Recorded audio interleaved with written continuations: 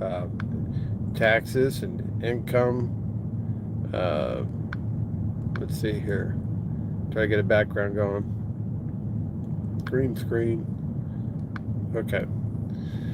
So if we talk about what's the sweet spot for section one, for paying off a truck, for example, let's start with that.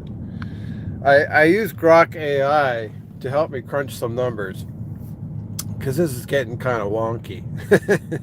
It's like, all right, Grok, is there an ideal time to pay off this truck loan? And I gave them the parameters of the loan.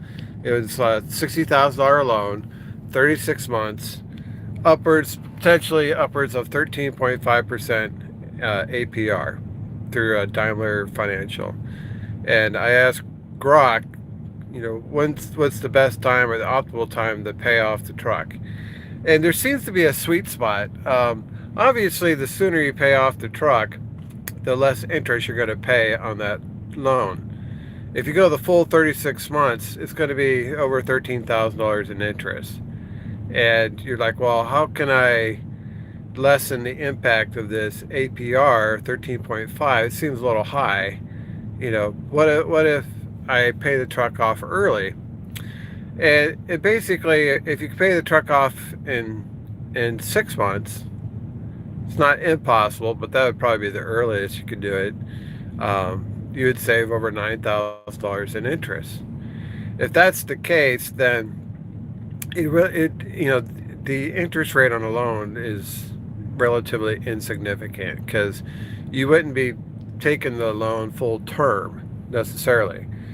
So if the APR was 13.5%, but you paid the loan off in 6 months, it's like, well, who cares? You got the loan, you paid it off, and you saved $9,000 in interest. Um, if you go 12 months to pay the truck off, which is very doable, you would save $6,800 in interest, or about half of the interest on the loan. And then if you paid it off in 18 months, you would save closer to $4,000 for the interest. So instead of paying over 13,000, now you're paying like $9,000 in interest over the course, for the loan. So you're paying it off in half the time, and you're saving, in 18 months you're saving 4,000. In 12 months you're saving 6,800, and if you do it in 9 months you're saving over 9,000. But if you go beyond 18 months, then there's really no tax, or there's really no significant savings there from APR. So if you don't pay it off within 18 months, you might as well just keep it for 36 months because most of what you've paid already was applied towards interest. So the sweet spot would probably be, for most guys, 6 months would probably be too early. So you're probably looking at anywhere between 12 to 18 months would be the sweet spot for paying off a truck loan. And I think that's very doable, very, very doable. Now, there's lots of things to keep in mind. If you structure your business as an S Corp, for example, then you pay that truck loan from the funds that's in your business checking account, not from your personal checking account. See, once you take a withdrawal from your business checking account, like pay yourself a distribution. As an S corp, you're gonna pay yourself as an employee. So you say you're gonna pay yourself 55 or 60 cents per mile. Okay, you're gonna get taxed as an employee. So you're gonna pay federal income tax of 10% plus 7.5% for Social Security plus 7.5% for Medicare. So it comes out to like 25% tax. So when you pay yourself, you're also paying 25% tax plus any state income tax you have. I'm in Texas, so we don't believe in state income taxes. So there'd be zero for me in Texas. But if you're in one of these communist states, you're going to pay income tax on top of that. So it could be more than 25%. So you wouldn't pay that truck from your personal checking account. You'd pay off your truck from your business checking account.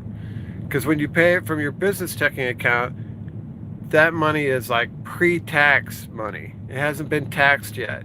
So you pay off the truck with that pre-tax money. That saves you upwards of 25% from taxes right there, just by doing that. And then by paying it off early, if you paid it off in 12 months, it would save you, additional $6,800, for example. So there's a lot of strategy involved in this. You got to think too, okay, if I don't pay off my truck and I am taxed on that money as income, if you take your money from your checking account as personal income, it goes two ways. One is your regular weekly paycheck, which you're paying yourself again as an employee, and then you could take it's called distribution, like quarterly distribution, or some guys do it annually, but let's just say you do it quarterly. Well, when you take it quarterly, either way, quarterly or annually, you don't pay the employee portion of that tax. You just pay the federal tax. So you're only paying 10% on that tax. Okay, so you take that as a distribution, you only pay 10%. But it's still taxed. But you take that money, you're like, okay, you're going to invest it in the S&P 500, for example, and historically that gives you 10% annual return. So then you compare and contrast what you're going to earn by investing it in something like the S&P 500 versus what you would gain from paying the truck off early. And you do this comparison and see which one's better for you. If you're willing to take on more risk, then investing it is not a bad way to go. If you want to take a less risky strategy, then paying your truck off is a safer investment. You're still going to save money by paying that truck off, and you don't run the risk of having it in the stock market, because stock market does go up and does go down. There is risk involved in the stock market. You're like, I don't want to take the risk. I'm more comfortable paying the truck off than investing it in the stock market. There's nothing wrong with that. It's perfectly fine. But to each their own, and maybe you split it, maybe take some of that money, invest it, and some of the money you use to pay off your truck. Whatever money you put towards your truck reduces the principal on the truck. And so it's not a bad idea to keep throwing extra money at that truck, that principal on that truck, because that will lower how much you end up paying in interest on that truck. So let's just say, for example, you throw an extra $10,000 at the principal of that truck every year that you own the truck. Well, that probably is going to result in you paying a lot less interest than the full 13.5% APR.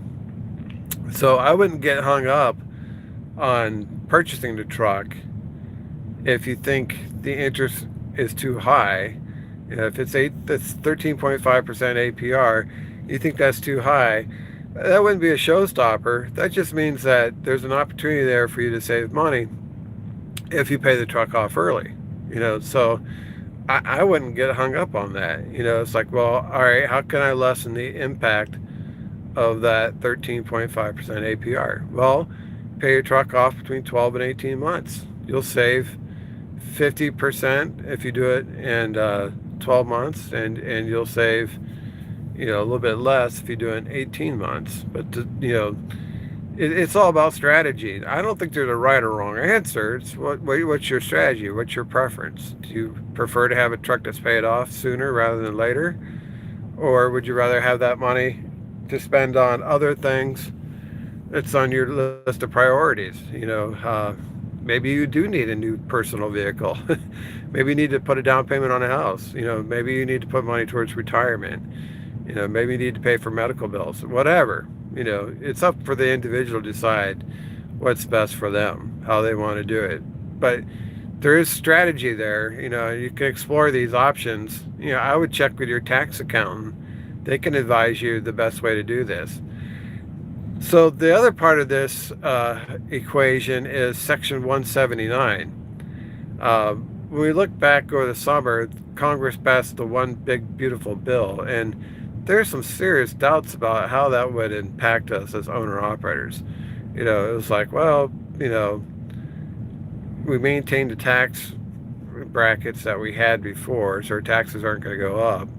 But what other impact did the one big beautiful bill do? Because it just seemed like it was a huge spending bill.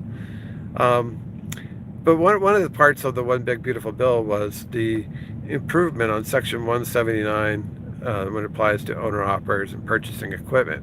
This just doesn't just apply to trucks. It could be a computer, it could be a cell phone, it could be anything you buy for the business. But let's just focus on the truck. So I went again. I'm starting to use AI every single day. So I went to Grok AI. I asked Grok. Grok is the Elon Musk company's AI. So I asked Grok, to help me out with these number crunching. So the truck I'm purchasing is a 2022 Peterbilt 579 with a Cummins and an APU and virgin tires and a grill guard. Okay, all that for 355,000 miles. All that for $80,000. I think it's a steal. This truck is great value for the money. And because Section 179, I could deduct 100% of that cost on this year's taxes for 2025. And it applies towards the AGI, or adjusted gross income.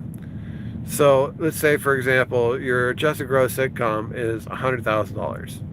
It may be less, probably is less, because you got deductions for, yourself and any dependents and whatnot. But let's just say it's your adjusted gross income is $100,000. Well, because of Section 179, you take $80,000, 100% expense of that truck right off your AGI. And now your adjustable gross income is only like $20,000. That's what you're going to be taxed on, $20,000. So Grok estimates that the tax savings for Section 179 on an $80,000 truck is going to save me $20,000 worth of taxes owed. So it reduces my taxes by $20,000. See, prior to the one big beautiful bill, the limit was 40% deduction. One big beautiful bill raised that deduction to 100%, and you deduct it in the year you make the purchase. And if it results in a net loss for the business, for example, after the deduction you end up with a negative number, you carry that over to the next year, carry that loss forward to the next year. So it's really influential when you think about buying a truck and you start thinking about these interest rates, and it's like, well, the interest rate seems high. I'm like, okay, I don't disagree with you, but are there strategies to counter the high interest rate? And the answer is yes. One, you can pay the truck off early, and that's going to save you, and you're going to save interest on that. Two is you're going to have Section 179, 100% deduction the cost of that equipment. So if I look at the total interest on that loan for 36 months, it comes out a little over $13,000. But because of Section 179, I'm saving $20,000 on taxes owed.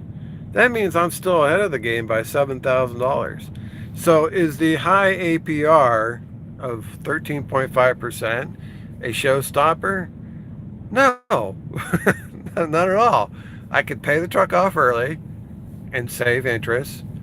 Even if I don't, because of Section 179, I'm still, the Section 179 alone is more than enough to pay the cost of the interest on that loan. And when you think about building credit,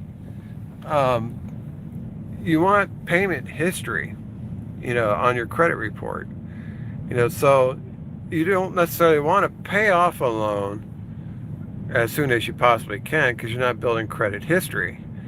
You want to show a pattern of making payments over a long period of time.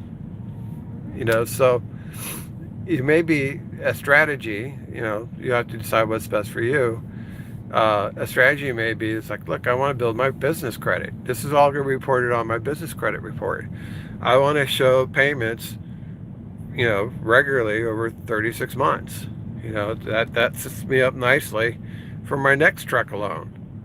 Because it'll demonstrate that I'm a good borrower. That lending me money is a safe bet.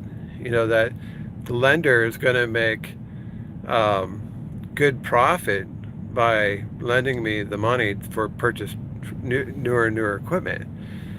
So if you want to someday have lower interest rates, then you're going to have to improve your credit rating. How do you improve your credit rating? Again, this is a business loan. It's not a personal loan. It's a business loan. And I don't really have a lot of business credit established because my 2 truck loans before, this will be my 3rd truck, my 2 previous trucks were purchased through Crete. And Crete didn't report all those payments over all those years to any of the credit bureaus or to my business credit report. So I don't get any credit for doing that. So when lenders pull my business credit report and my personal credit report, they don't see that on my credit history.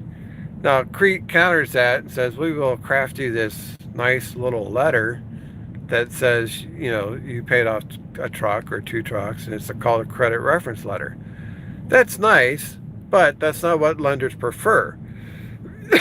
Lenders prefer that those payments be reported and show on your credit report.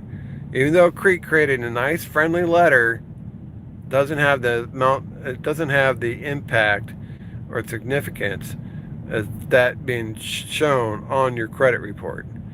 It's not on your credit report, so they're like, yeah, that's nice, but we would rather have it on your credit report. So, if you want to build credit, a strategy may be take the loan full term. Yeah, you're going to pay a lot in interest, no doubt about it. But Section 179 is going to take the sting out of that. If you want to pay it off, there's a sweet spot. It's probably 12 to 18 months. That will have significant savings in the amount of interest that you're paying on that truck. And I probably could pay it off within 12 to 18 months without too much difficulty. I may only have this truck for 2 years, so paying it off 18 months is like 6 months before I plan on trading it in, for example. The other thing with Section 179 is you can use it repeatedly. It's not a one-time deal. You have a threshold of $1.2 million. So if you want to buy another truck, 2 years down the road, again, you're going to deduct it. You're going to deduct that from your taxes. That's a big incentive to go out there and buy. These guys who are holding on to their trucks beyond 700,000 miles are somewhat missing the boat, because they can jump into newer equipment and get that Section 179 tax benefit. And they'll have more reliable trucks, less breakdowns, better equipment, smoother running operation, versus having an old truck that breaks down all the time, probably has no tax advantages for having that old truck that's paid off. It's already been fully depreciated. It's not helping you on your taxes.